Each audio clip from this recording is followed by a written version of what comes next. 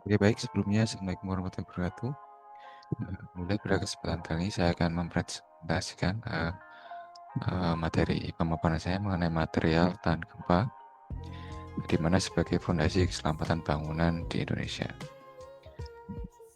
Di mana pada penyusunan materi ini dibimbing oleh Profesor Insinyur Haji Sarwidi sendiri sebagai dosen pengampu. Kemudian sebelumnya saya sendiri adalah Michael Bima Setiadi, di mana merupakan mahasiswa dari program Magister Teknik Sipil angkatan 2024. Material tahan gempa sebagai fondasi keselamatan bangunan di Indonesia. Hal ini penting karena sebagaimana gempa bumi sendiri merupakan ancaman yang nyata bagi struktur bangunan di Indonesia.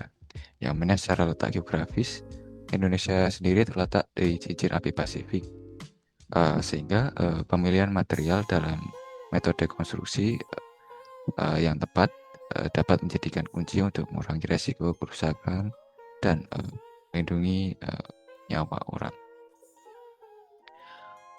Kemudian untuk dasar konsep dasarnya sendiri dalam material tahan gempa ialah untuk tujuan utamanya ialah untuk mengurangi kerusakan struktural dan juga mencegah korban jiwa saat terjadi gempa. Kemudian untuk prinsip secara desain ialah strong column beam, di mana kolom dari bangunan didesain lebih kuat daripada balok itu sendiri. Kemudian untuk detailing tulangan yang tepat dan juga sambungan duktilitas yang mampu menyerap energi gempa tersebut. Kemudian ada beberapa faktor yang menjadi acuan dalam material tersebut dianggap tahan gempa. Ialah pertama, material tersebut adalah kuat dan ductile, di mana mampu mengalami deformasi secara plastis secara yang terkontrol tanpa kehilangan kekuatan. Yang kedua, material tersebut harus ringan, di mana gaya gempa berbanding lurus dengan berat struktur, maka material yang ringan dapat mengurangi beban seismik. Kemudian dari segi elastisitasnya harus cukup, di mana mampu kembali ke bentuk semula setelah mengalami getaran gempa yang masih dalam kategori kecil. Kemudian yang juga berikutnya juga adalah tahan korosi, di mana mempertahankan integritas struktural dalam jangka waktu yang panjang meski terpapar kondisi lingkungan. Berikutnya aplikasi dan material struktural tahan gempa, di mana secara umum hingga saat ini ada 4 material. Yang pertama adalah beton bertulang, di mana beton bertulang ini memerlukan detailing khusus dalam perancangannya, seperti confinement dan sengkang yang rapat guna mengatasi gaya geser yang besar apabila terjadi gempa. Lalu keunggulannya ialah efektif jika dirancang dengan benar, tetapi berat dan membutuhkan pengerjaan yang teliti. Kemudian ada juga baja, di mana unggul dalam duktilitas dan kekuatan. Akan tetapi sambungannya harus dirancang dengan ductile untuk menyerap energi gempa. Lalu kemudian ada juga kayu dan bambu, di mana materialnya ringan dan fleksibel, kemudian cocok untuk bangunan sederhana, dan juga membutuhkan sambungan yang kuat untuk perlindungan, dan juga kayu dan bambu ini harus menggunakan treatment khusus untuk perlindungan terhadap rayap dan kelembapan. Lalu juga keempat ada pasangan bata dan batako, di mana kekurangannya adalah berisiko tinggi jika tidak memakai pengaku. Pengakunya tersebut adalah kolom dan balok pengikatnya, akan tetapi aman jika digunakan dengan sistem confinement, di mana pasangan bata atau batako ini dalam kondisi terkengkang dengan kolom dan balok praktis.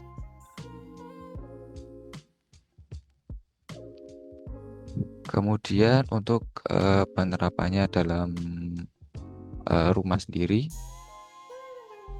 konsep bangunan tahan gempa ialah pertama untuk bangunan perumahan, di mana dilakukan pengkajian, di mana pada pengajian ini kita menganalisis kebutuhan dan resiko dari bangunan rumah yang akan dibuat sebagai bangunan tahan gempa. Kemudian yang berikutnya perencanaan, di mana di sini direncanakan sistem struktural, material, dan anggaran biayanya. Lalu berikutnya baru masuk ke detail analisis dan gambar kerja.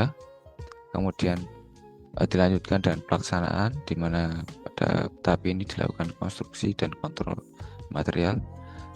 Lalu setelah bangunan tersebut jadi dilakukan ini proses pemeliharaan atau perawatan secara berkala terhadap struktur bangunan, di mana aspek utama yang diperhatikan ialah BMW, di mana BMW tersebut adalah biaya, mutu, dan waktu. Di mana biaya tersendiri harus terjangkau, lalu untuk mutu sendiri harus terjamin, dan waktunya harus efisien. Di mana apabila dampak dari metode konstruksi yang tidak dapat akan menyebabkan pertama adalah biaya membengkak, lalu mutu dari bangunan tersebut akan menurun, dan waktu pelaksanaan yang cenderung lama.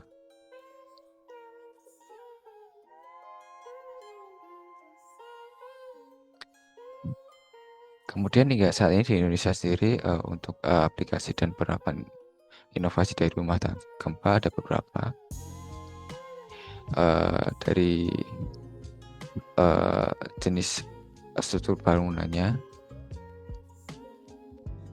maaf, dari perancangan sendiri untuk jenis struktur bangunan, di mana jelas dirancang oleh ahli struktur. Kemudian untuk jenis yang semi teknis, di mana kombinasi antara desain dan ahli praktik lokal. Lalu ada juga yang non teknis sendiri, di mana bangunannya dirancang dengan pengetahuan tradisional. Di mana untuk inovasinya sendiri hingga saat ini ada untuk bangunan rangka momen ada risya dan rebar. Lalu untuk dinding masifnya sendiri ada sistem panel struktur. Lalu untuk bangunan terintegratif secara keseluruhan ada bangunan rumah tahan gempa atau Barataga. Dan juga ada inovasi Simutaga, di mana inovasi ini sudah diuji menggunakan sistem pushover dan pullover untuk evaluasi kinerja rumah tahan bangunan tahan gempa, di mana untuk memastikan struktur mampu bertahan dalam simulasi gempa yang kuat.